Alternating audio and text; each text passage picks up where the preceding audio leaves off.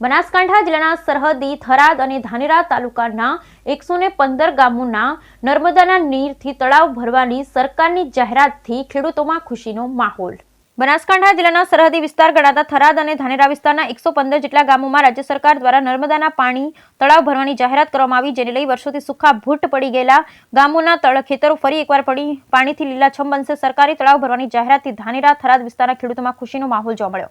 આમ તો બનાસકાંઠા જિલ્લો વર્ષોથી પાણીની અછત ધરાવતો જિલ્લો માનવામાં આવે છે, કારણ કે પાણી વગર બનાસકાંઠા જિલ્લાના સરહદી વિસ્તારના મોટા ભાગના ગામો સુકાભંટ જોવા મળી રહ્યા છે। ખાસ કરી ધાનેરા અને થરાદ વિસ્તારમાં છેલ્લા 10 વર્ષથી પાણી વગર ઝઝૂમી ગયા હતા। પાણી વગર આ વિસ્તારના ખેડૂતો સૌથી મોટી સમસ્યાનો સામનો કરતા હતા, કારણ કે પાણીના તળ જે પ્રમાણે દિવસે ને દિવસે ઊંડા જઈ રહ્યા હતા, તેના કારણે ખેડૂતો ખેતી કરવા પણ મુશ્કેલી બની રહી હતી।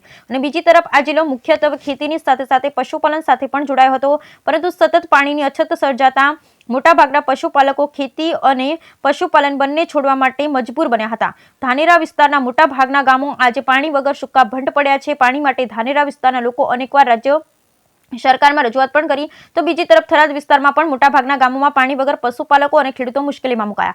બંને તાલુકાની રજૂઆતને પગલે રાજ્ય સરકારે થરાદ ધાનેરા વિસ્તારમાં તળાવો ભરવાની જાહેરાત કરી, જેમાં ધાનેરા વિસ્તારના 55 ગામ અને થરાદ વિસ્તારના 60 ગામ, આમ કુલ 115 ગામમાં રાજ્ય સરકાર દ્વારા 1048 કરોડના ખર્ચે નર્મદાનું પાણી તળાવમાં નાખવામાં આવશે, જેના કારણે વર્ષોથી જે ગામો પાણી વગર સુકાભંટ પડ્યા હતા, તે ગામમાં ફરી એકવાર ખેડૂતો ખેતી કરી શકશે। રાજ્ય સરકારના આ મહત્વના નિર્ણયને લઈ ધાનેરા થરાદ વિસ્તારના ખેડૂતો રાજ્ય સરકારના નિર્ણયને વધાવી રહ્યા છે।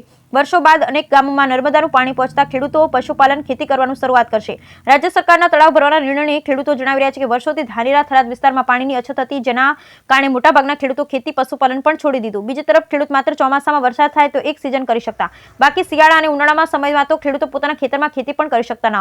અને ધાનેરા વિસ્તારમાં તો પાણીના તળ 1000 ફૂટ કરતા પણ ઊંડા જતા રહ્યા છે, જેના કારણે હવે નીચે પથ્થર આવી જતા ખેડૂતો પોતાની મોંઘી જમીન મૂકી માંડ પરિવારનું ગુજરાન ચલાવતા હતા। ત્યારે રાજ્ય સરકાર જે તળાવ ભરવાની જાહેરાત કરી છે, તેને લઈ હવે ખેડૂતોના ચહેરા પર ફરી એકવાર ખુશીનો માહોલ જોવા મળી રહ્યો છે।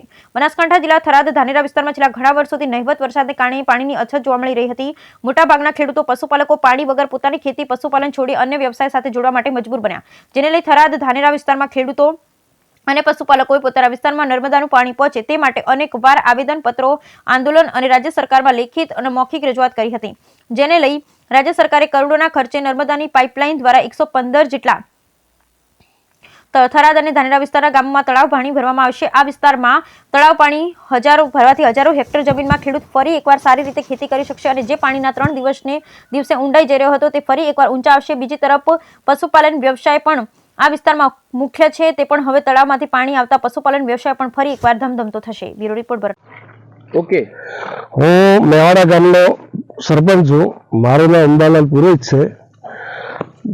ધાનેરા તાલુકાના રાજ્ય સરકારે 55 તળાવ ભરવાના પાઇપલાઇન દ્વારા નિર્ણય કર્યો છે।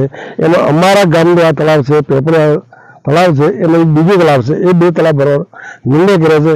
કોરે મોર કે પાણી હાલ તળમાં નથી, એટલે જો આ તળાવ ભરાય તો ખેડૂતને ખૂબ લાભ થાય, ખેતી અને પશુપાલનને ખૂબ લાભ થાય। તો તળાવ ભરે સરકાર સભ્ય ખૂબ આભાર વ્યક્ત